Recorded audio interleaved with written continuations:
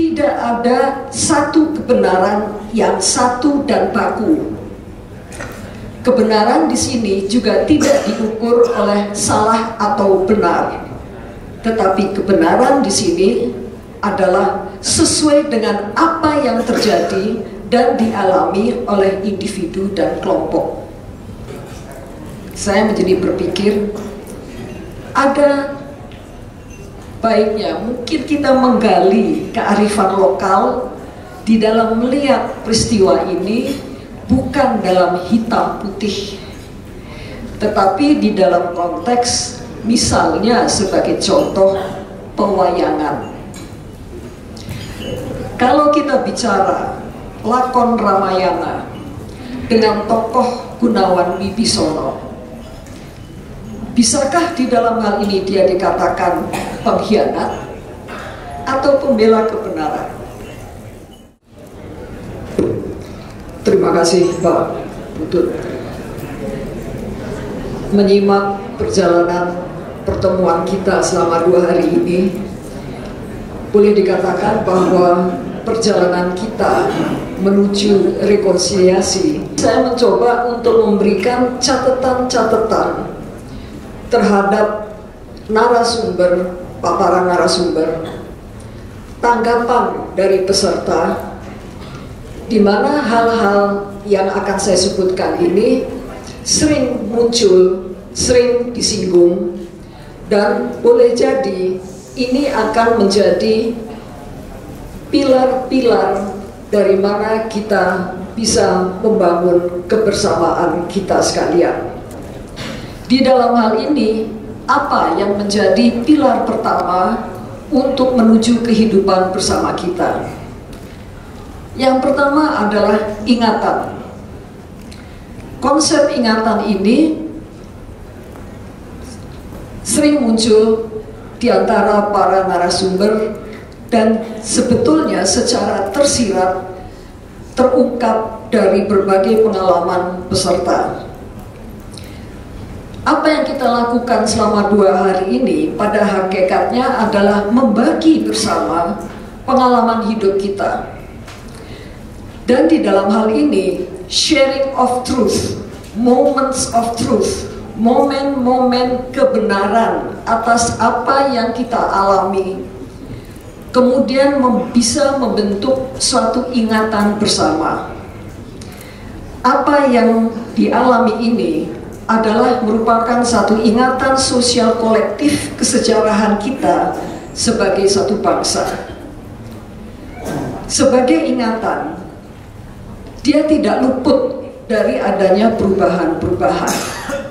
Karena itu ingatan orang per orang tidak pernah lengkap untuk sesuai dengan kejadian aslinya, meskipun esensi dari apa yang terjadi, penilaian terhadap apa yang terjadi itu sama. Ini mempunyai implikasi bahwa tidak ada satu kebenaran yang satu dan baku. Kebenaran di sini juga tidak diukur oleh salah atau benar, tetapi kebenaran di sini adalah sesuai dengan apa yang terjadi dan dialami oleh individu dan kelompok.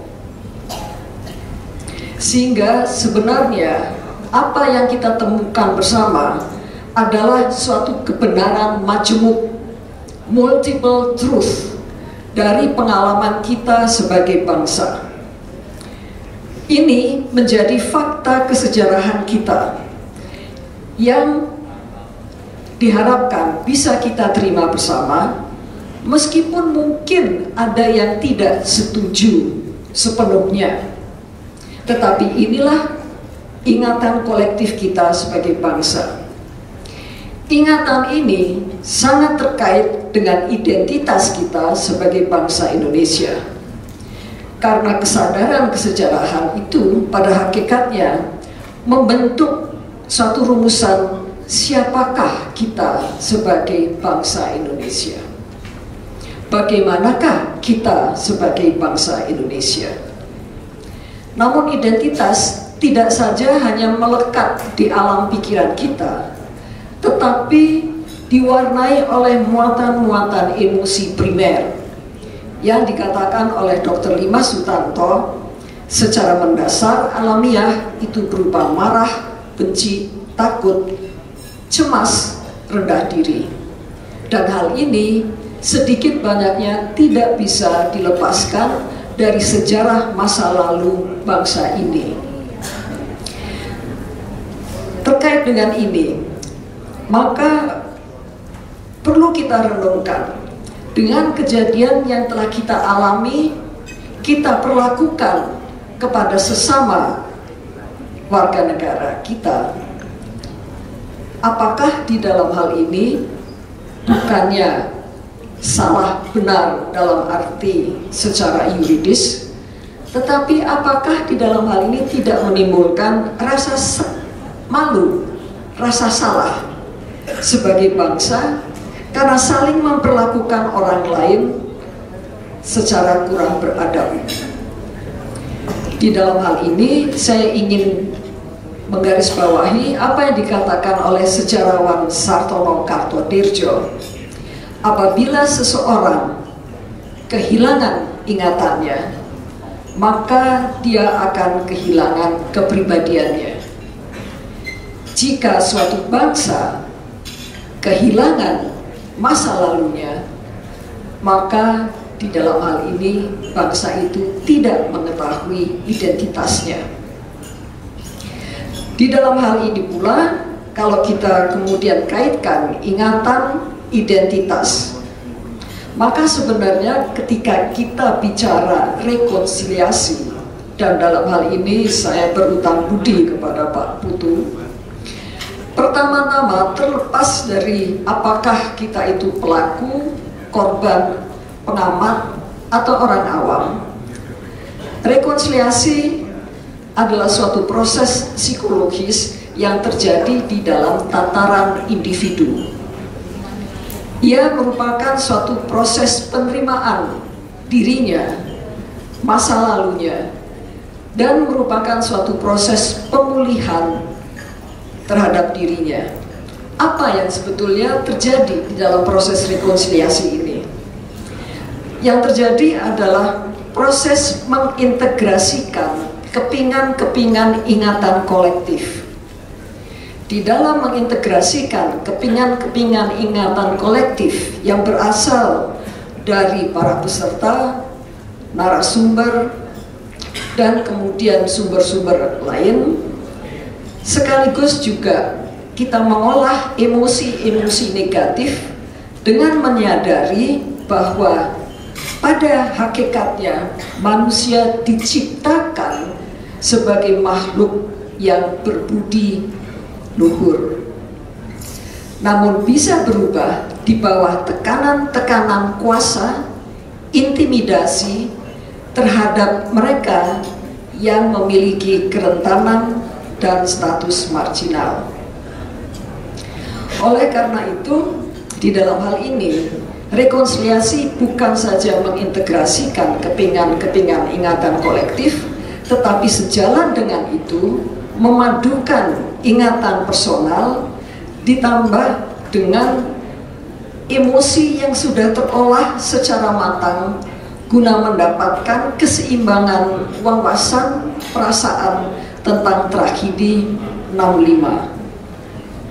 Sehubungan dengan itu, maka disinilah sebetulnya kita tidak memiliki seorang Nelson Mandela, tetapi yang dibutuhkan adalah seorang pemimpin yang memiliki trust, di mana masyarakat memiliki sikap percaya kepada pemimpin elit tersebut yang jujur, bisa mengemukakan wawasannya secara imparsial, dan memiliki kehidupan emosi yang bebas, alamiah, baik, dan efektif. Di dalam hal ini mungkin saya menjadi berpikir ada baiknya mungkin kita menggali kearifan lokal di dalam melihat peristiwa ini bukan dalam hitam putih, tetapi di dalam konteks misalnya sebagai contoh pewayangan. Kalau kita bicara lakon Ramayana dengan tokoh Gunawan Wibisono, bisakah di dalam hal ini dia dikatakan pengkhianat atau pembela kebenaran? Namun kalau kita ikuti perjalanannya, sebenarnya dia adalah seorang yang mencari kebenaran dimanapun dia berada, di dalam lingkungan yang bagaimanapun dia dikelilingi. Ketika kita mencoba memahami cerita Mahabharata, kita dengan mudah terperangkap di dalam pembagian atau kategorisasi Pandawa Kurawa. Kurawa dengan sifat-sifat jahat, Pandawa dengan sifat-sifat yang positif dan baik. Terima kasih.